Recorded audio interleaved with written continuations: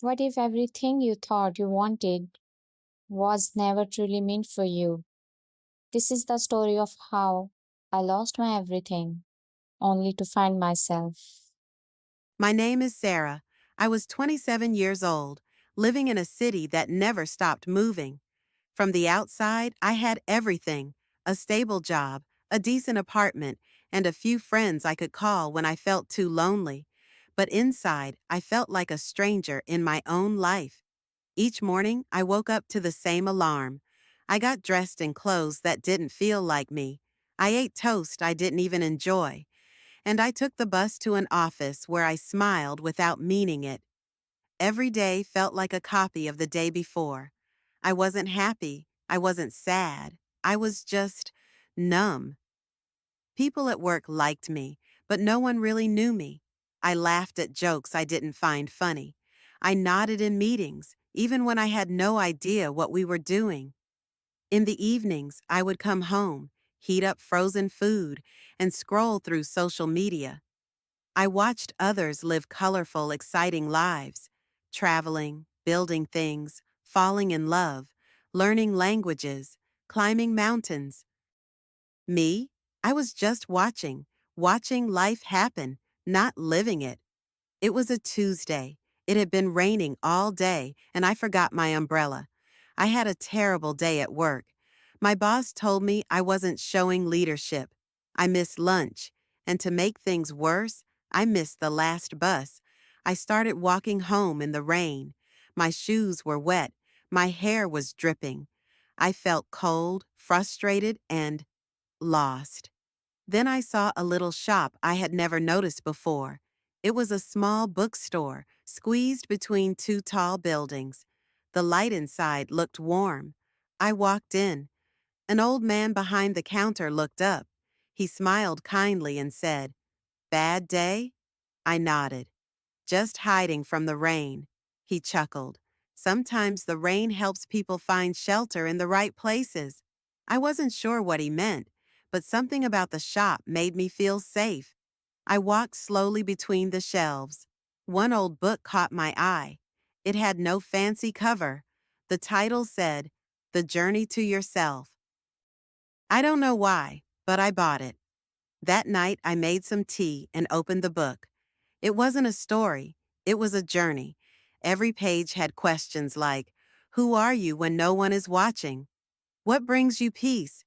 If you weren't afraid, what would you do tomorrow? When was the last time you felt truly alive?" I froze.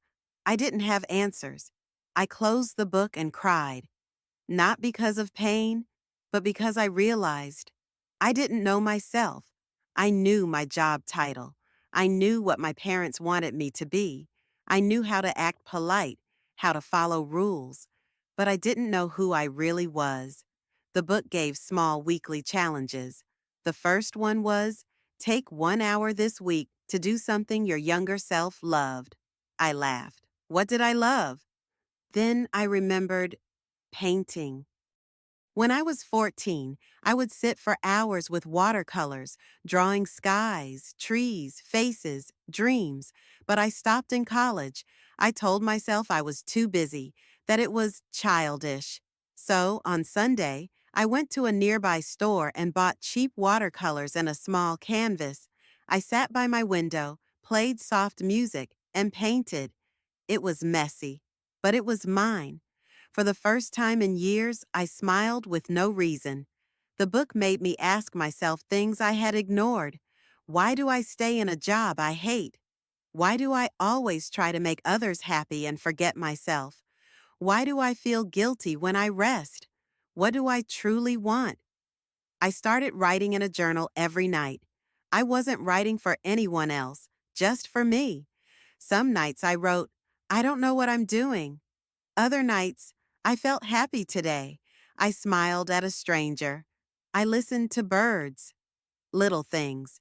But those little things became me. 3 months later, I was fired. My boss said I wasn't committed enough, and maybe I wasn't. I didn't want to fake anymore. I came home with an empty box in my hand. No job, no plan. I sat in silence. I stared at the wall. And then I picked up my journal. I wrote, maybe losing this job is the beginning of something real. I didn't believe it at the time, but I wrote it anyway. I took a job at a cafe, small pay, simple work, but it gave me time. Time to think, time to breathe, time to live. One day while walking home, I passed a sign outside the community center, looking for volunteer art teachers. My heart skipped. I walked in. A woman smiled and said, "We'd love your help." That Saturday, I stood in a room filled with kids holding brushes. "Let's paint a dream," I said. One girl painted a flying cat. One boy painted a tree that touched the moon. And me?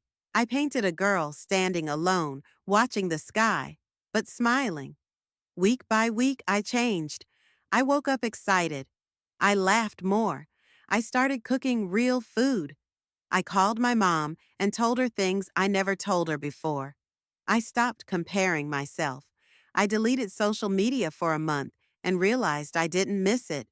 I took long walks without music. I listened to the sound of my feet, the wind, the city, the birds. I started saying no to things that made me tired. I said yes to small joys: tea with a friend, painting a wall in yellow, reading under a tree. I didn't become rich. I didn't become famous. But I became me. One quiet Sunday, I sat by the lake, sketching a sunset. One of the kids from my art class, Lily, ran up to me. "Miss Sarah," she said, "my mom said I can join the art school because of you." I smiled. I looked at her face, pure, bright, full of joy. And I realized I wasn't just teaching kids how to paint, I was teaching them how to see the beauty in themselves, just like I was learning to see it in me. It wasn't loud, it wasn't dramatic, it didn't come like a movie scene.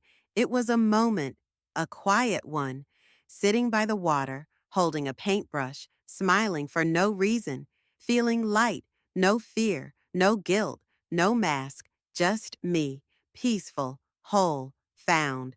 Sometimes we have to lose everything we thought we were to become who we truly are. And in that moment, when everything else is gone, you'll meet someone beautiful, yourself. The moment you find yourself might be closer than you think. Until then, keep going. And if this story touched your heart, don't forget to like, share, and subscribe for more real stories that speak to the soil.